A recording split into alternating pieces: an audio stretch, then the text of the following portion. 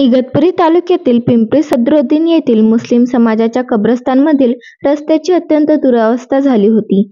कब्रस्तान अंतर्गत favour block बसवणे व सिमेंट काँक्रिटीकरणचा रस्ता व्हावा यासाठी येथील उपसरपंच फिरोज शेख व जगन कदम यांनी आमदार हिरामण खोसकर यांच्याकडे पाठपुरावा केला होता. अखेर त्यांच्या प्रयत्नाला यश आले असून आमदार खोसकर यांच्या अल्पसंख्याक निधीतून 20 लाख रुपये मंजूर झाले. या सिमेंट काँक्रिटीकरण रस्त्याचे भूमिपूजन कृषी उत्पन्न बाजार समितीचे माजी सभापती ज्ञानेश्वर लहाने यांच्या हस्ते कुदळ मारून करण्यात आले.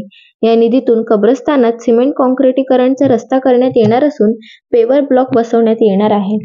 यासाठी पीके ग्रुपचे संचालक प्रशांत कडू, उद्योजक जगन कदम, उपसरपंच फिरोज शेख यांनी केलेल्या प्रयत्नाला यश आले.